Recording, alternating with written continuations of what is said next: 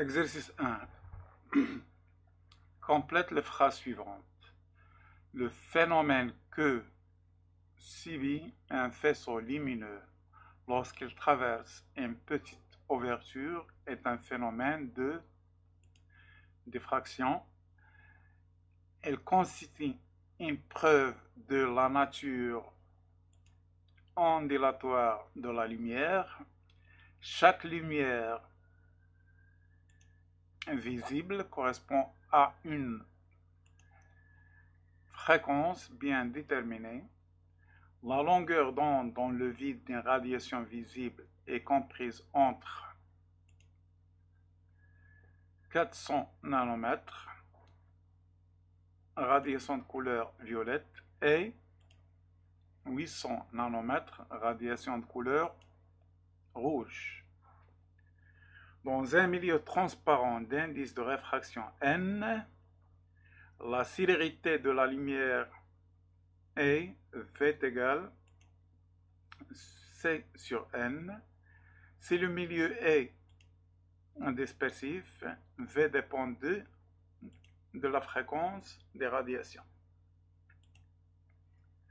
Vrai ou faux? La couleur des lumières dépend de sa fréquence. C'est vrai.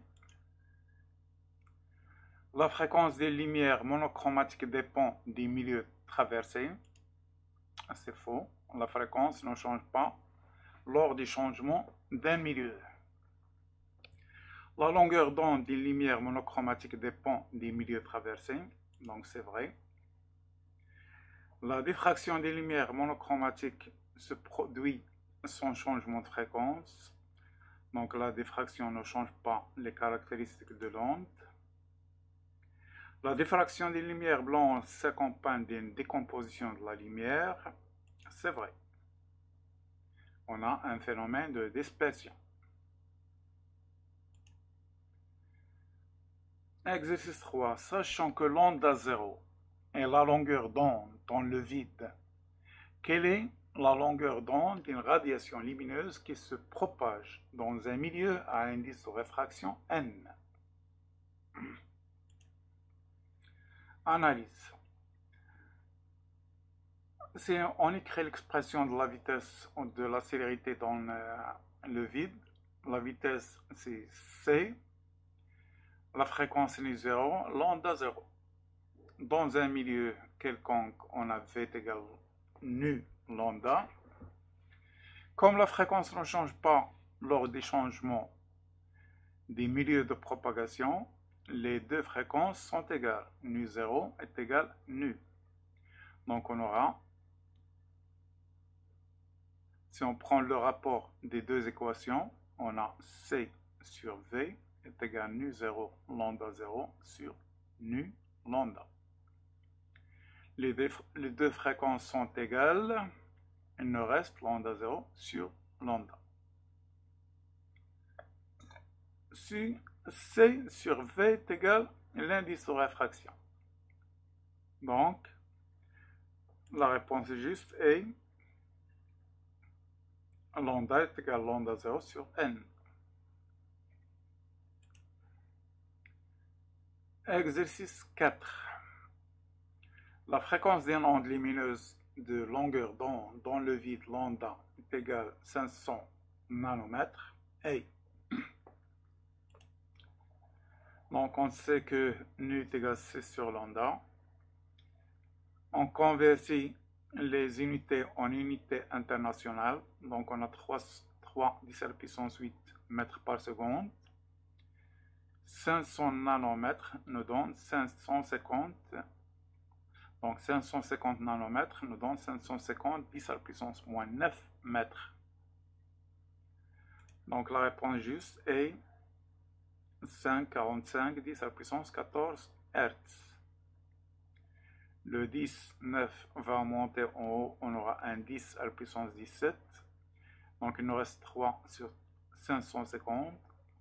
Ça nous donne cela.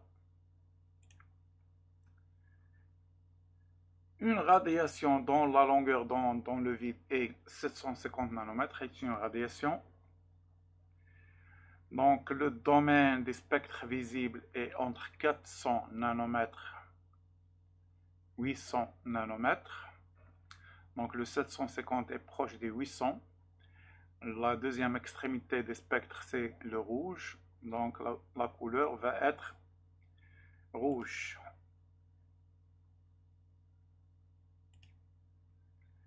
La dispersion des lumières monochromatiques forme sur l'écran un spectre continu, un spectre avec une seule crête, un spectre à crête multiple. Donc on aura une seule crête. Il n'y a pas de dispersion. Parmi les milieux suivants, détermine ceux qui sont dispersifs. Donc uniquement le vert est dispersif. L'air et le vide sont non dispersifs.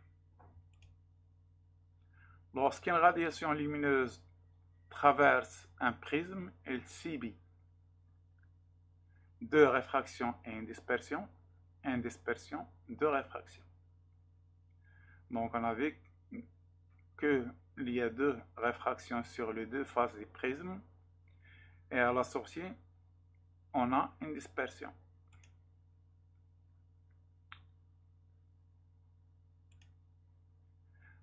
La lumière blanche est une lumière à longueur d'onde déterminée, monochromatique, polychromatique.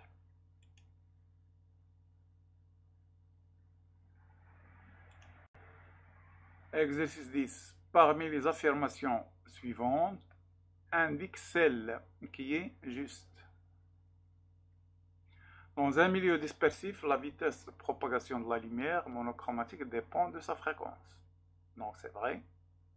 Donc la première est juste. Dans un milieu dispersif, la vitesse de propagation de la lumière monochromatique ne dépend pas de sa fréquence. Donc c'est faux.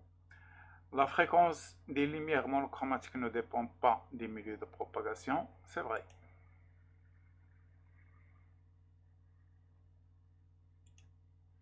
Exercice 11. La largeur de la tache centrale d'une figure de diffraction observée sur un écran dépend des facteurs suivants. Longueur d'onde de la lumière, largeur de la fente A, la distance D entre l'écran et la fente. Donc si on revient à l'expression, on a les trois variables.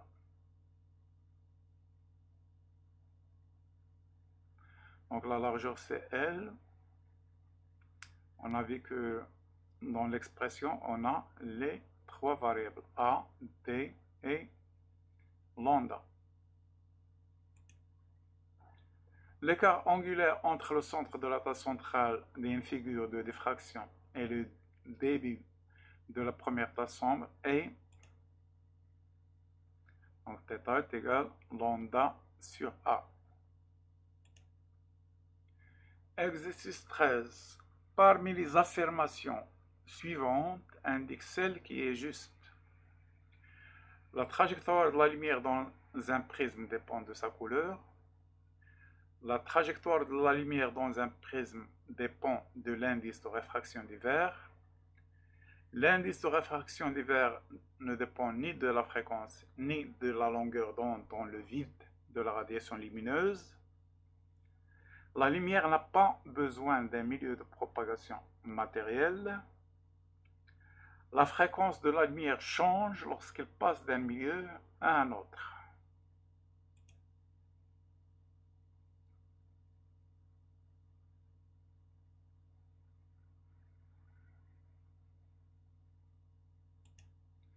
Exercice 14. Cite les grandeurs dont dépend l'onde lumineuse, puis classe-les en deux ensembles. Grandeur caractérisant l'onde et grandeur caractérisant le milieu de propagation. Les grandeurs qui caractérisent l'onde sont la période et la fréquence. Donc on rappelle que l'une est l'inverse de l'autre. On a T est égal à 1 sur nu. Donc c'est à peu près la même chose. Les grandeurs qui caractérisent le milieu de propagation sont la longueur d'onde, et la vitesse de propagation. Donc longueur d'onde et vitesse de propagation changent avec le changement des milieux de propagation, alors que la période et la fréquence ne changent pas. Le phénomène de diffraction est mis en évidence lorsque la lumière passe à travers une fente large, une fente étroite, un milieu de propagation homogène.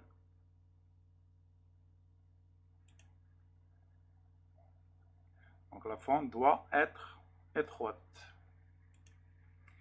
Exercice 16. Dans l'air, les radiations lumineuses à fréquences différentes ont des vitesses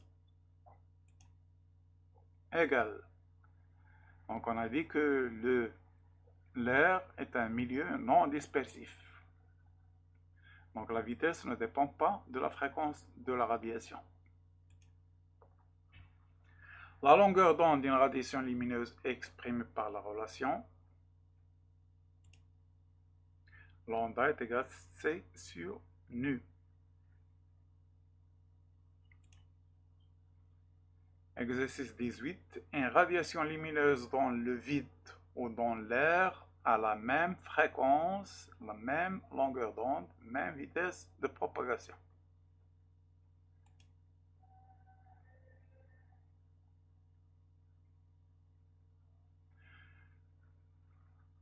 Donc les trois sont justes. Exercice 19. La couleur d'une radiation lumineuse de longueur d'onde lambda 0 est égale à 600 nanomètres est violet, jaune, orange, rouge. Donc on rappelle le domaine des spectres visibles, c'est 800 nanomètres dans le vide. Les 600 sont à peu près au milieu. Donc ça va nous donner un jaune-orange.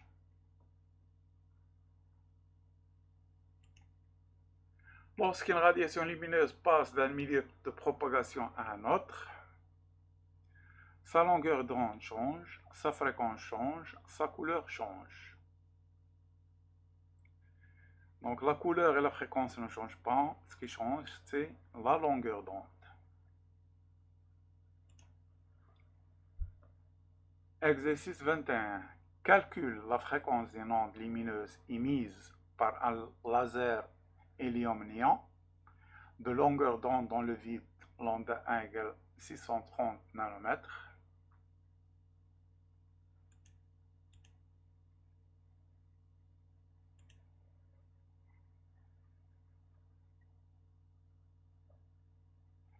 Donc le 10-9 va monter. Donc on a converti les unités en unités internationales. Le nano, c'est 10 à la puissance moins 9. Donc le 10 à la puissance moins 9 monte en haut, on aura un 10 à la puissance 17. Donc on aura 3 sur 633, 10 à la puissance 17.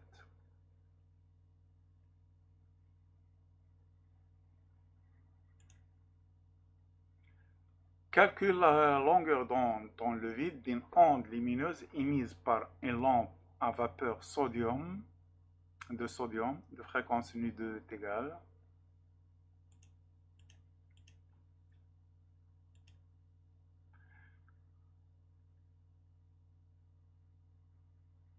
donc le résultat on aura 589 10 à puissance moins 9 10 à puissance moins 9 c'est le nano, donc ça nous donne 589 nanomètres. Couleur jaune orange.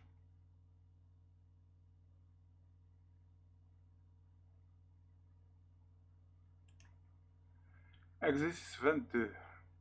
La lumière émise par une lampe à vapeur de mercure contient entre autres les radiations de fréquence suivantes.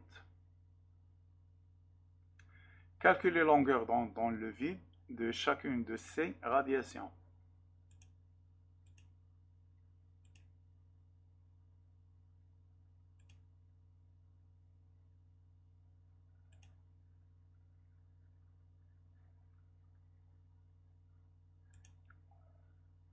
Dit pour chacune d'elles s'il s'agit d'une radiation visible et précise éventuellement sa couleur. Les longueurs d'onde des radiations des spectres visibles dans le vide appartiennent au domaine 400 nanomètres, 800 nanomètres, donc les trois premières sont visibles. Les couleurs sont jaune, verte, bleu et jaune. Le 250 appartient à l'ultraviolet, c'est inférieur à 400, donc il appartient à l'ultraviolet.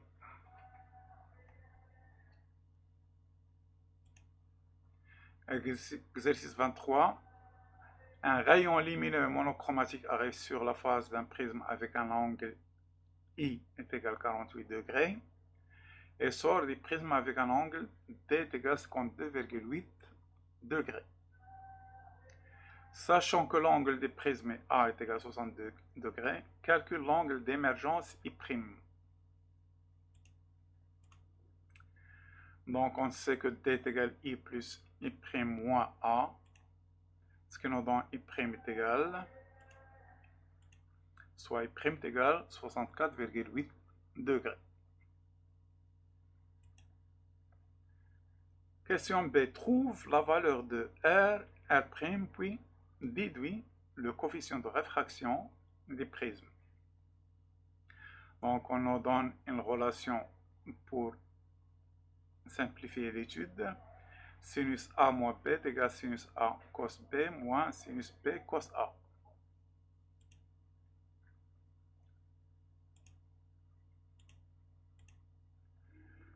Donc d'après la loi de Descartes, on a sinus I est égal à N sinus R, sinus I' est égal à N sinus R'. Donc on a appliqué la loi de Descartes sur les deux faces des prismes. On a vu ça en cours. Donc là, on a un système d'équations à trois inconnus. Donc la valeur de I est connue, ou plutôt, bon, je ne me rappelle plus, je pense qu'on a le I' qu'on vient de calculer et le I. Oui, c'est ça. Donc on a l'indice, ou plutôt l'angle d'émergence I' et l'angle d'incidence I. On n'a pas le R, le R' et le N. Donc trois inconnus pour deux équations. Donc on ne peut pas résoudre ce système. On peut le résoudre d'une façon paramétrique. Donc pour résoudre un système, ou résolver un système, on doit avoir un nombre d'inconnus est égal au nombre d'équations. Donc on a trois inconnus, deux équations, donc il nous faut une troisième équation pour résoudre le système. Donc la troisième équation, c'est ça. On sait que A est égal à R plus R'. A, on a la valeur de A, donc il nous reste les deux inconnus, R, R'. Donc trois équations, trois inconnus. Donc de cette équation, on déduit que R' est égal à moins R et on remplace là pour éliminer l'un des inconnus. Donc il nous restera uniquement deux inconnus. Donc là, on a un système à deux inconnus. L'indice de réfraction est R.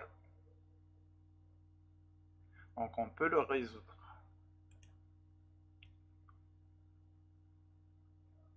Donc d'après la proposition de l'exercice, on a sinus A moins R est égal à sinus A fois cos R moins sinus R fois cos A. Donc on remplace.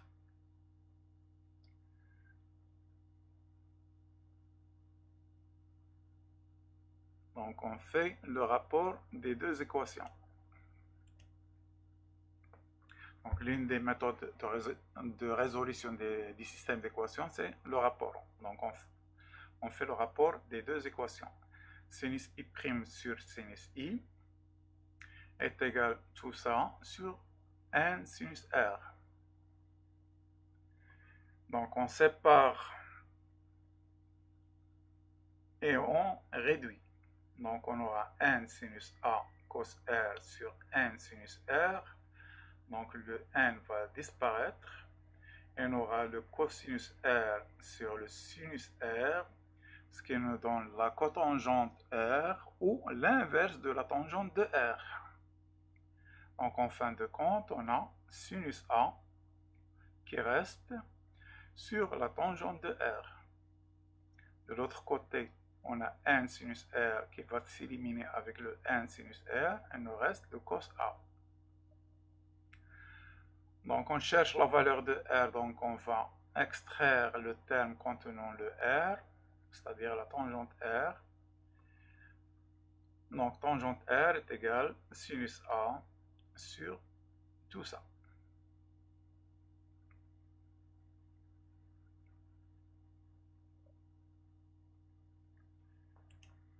Soit, après calcul, on aura tangente R est égale 0,5. Et en utilisant la fonction inverse sur la calculatrice, donc on fait inverse tangente 26,8, ou plutôt 0,5, ça nous donne l'angle qui est de 26,8 degrés. Donc on a trouvé la valeur de R, maintenant on doit trouver la valeur de R'. On a A est égal R plus R'.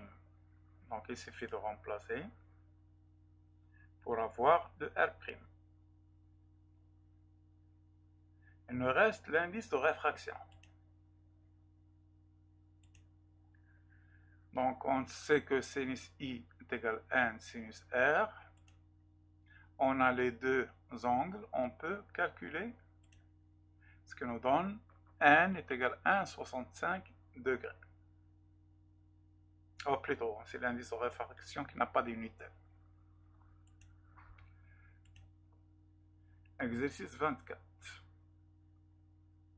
On réalise une expérience de diffraction d'une lumière laser de longueur d'onde lambda égale 633 nanomètres à l'aide d'une fente de largeur A, comme le montre la figure. Donc on a le montage pour la diffraction. La source laser, la fente de largeur A, la distance entre la fente et l'écran D, et la largeur de la tâche centrale D. Donc je rappelle là que la forme de la tâche est perpendiculaire à la fente. Bon, la direction des tâches est perpendiculaire à la direction de A, de la fente. On mesure D, la longueur de la tâche centrale de la figure de diffraction visualisée sur l'écran pour divers largeurs de fente. Résultats expérimentaux, donc on obtient les résultats suivants. Pour A égale 0,25 mm, D vaut 13 mm, etc. Question A. Comment varie la longueur de la tâche centrale lorsque la largeur de la fente diminue? Que conclus-tu? Donc, la largeur augmente, la largeur de la fente diminue. Donc, plus la largeur de la fente diminue, plus la largeur de la tâche centrale augmente.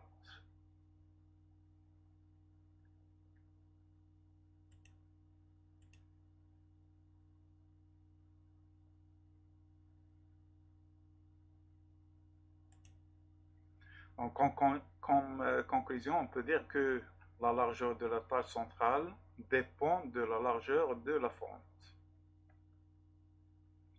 Ou la déviation des directions de la radiation lumineuse sont plus importantes lorsque on réduit la largeur de la fente.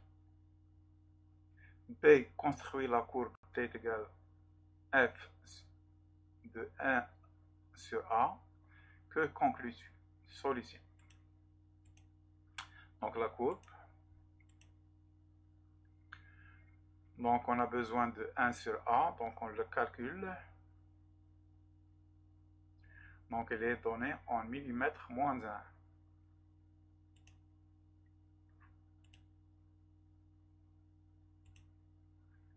Donc on doit choisir une échelle. Donc on va prendre 1 cm pour 1 millimètre moins 1. Puisque le 1 sur A varie de 4 à 10. Donc la plus grande valeur c'est 10. Donc on peut prendre 1 pour 1. Pour la largeur de la tâche centrale, elle varie entre 13 et 32. Donc pour chaque centimètre, on va prendre 5 mm.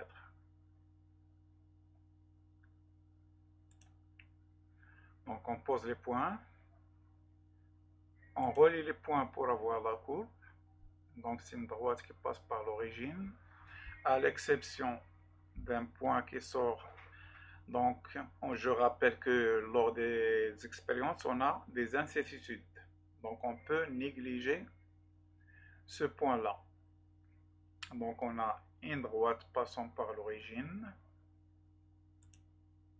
Donc en conclusion, la courbe est une ligne droite passant par l'origine des repères. Donc D et 1 sur A sont linéairement proportionnels. C'est-à-dire on peut écrire D est égal constante fois 1 sur A. Y égale AX, la fonction linéaire. C, quelle est la largeur de la fente qui permet l'obtention d'une tâche centrale de largeur 10 mm. Donc graphiquement, on a la courbe. Donc il suffit, donc revenons à la courbe. Donc on a besoin d'une tâche de 18 mm. On a 10 là, 15, c'est à peu près là. Donc on projette sur la courbe, puis sur l'axe. Ça nous donne la valeur demandée. Donc la valeur demandée est 5,5 mm moins 1.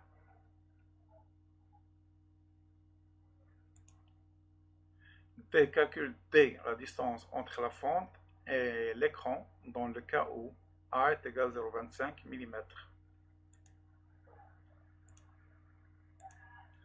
Donc on sait que θ est égal à L sur 2D.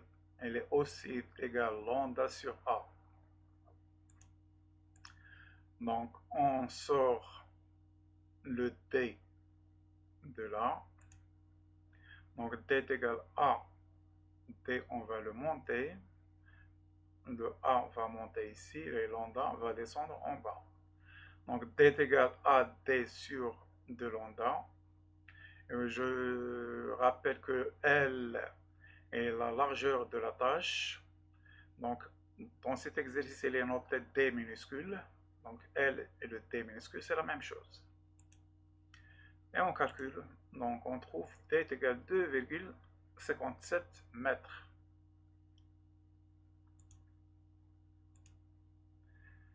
Exercice 25. Une ampoule à hydrogène émet une radiation lumineuse de longueur d'onde dans le vide.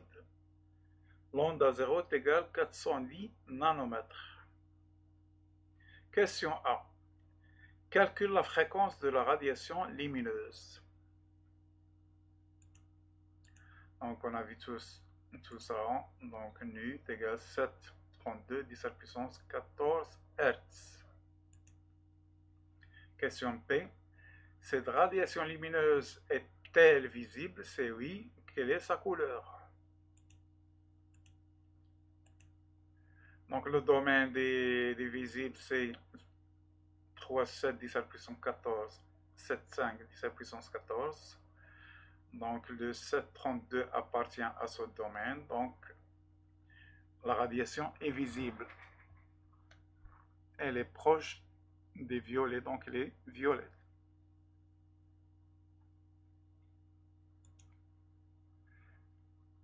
Question 2. Cette radiation lumineuse passe des vides à l'intérieur d'une fibre optique. À indice de réfraction, n est égal à 1,875. Question A. Calcule la vitesse de propagation de cette radiation lumineuse dans la fibre optique. Donc on sait que la vitesse change avec le changement de milieu, donc on n'aura pas la même vitesse que dans l'air.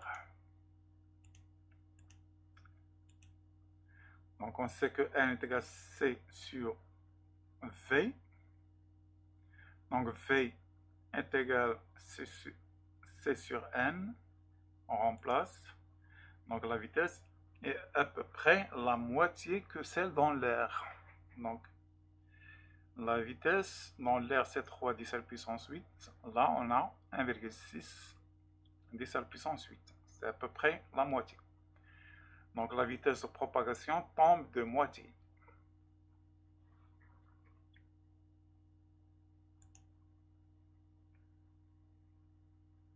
Question B. Quelle est la fréquence de cette radiation lumineuse? Donc la fréquence de la radiation ne dépend pas des milieux de propagation. Donc là, on rappelle que la fréquence ne change pas lors des changements de milieu. Donc la radiation va garder la même fréquence que celle dans l'air. Calcule la longueur d'onde de cette radiation lumineuse. Donc, par contre, la longueur d'onde elle change avec le changement de milieu. Donc il suffit d'appliquer la relation V égale lambda nu, soit lambda égale V sur nu, et on calcule ce qui nous donne lambda est égal à 218 nanomètres.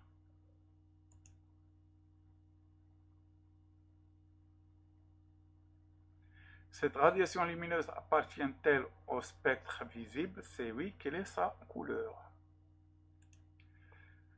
Donc, dans le vide, le domaine est de 400 nanomètres à 800 nanomètres, mais là, on n'est pas dans le vide. On est à l'intérieur d'un autre milieu, qui est le milieu de la fibre. Donc, on ne peut pas se baser sur la longueur d'onde pour répondre à la question. On doit se baser sur la fréquence. Et puisque la fréquence n'a pas changé, la radiation reste dans le domaine des visibles. Et la couleur ne change pas parce qu'elle dépend de la fréquence. Donc elle garde la même couleur qui est la couleur violette.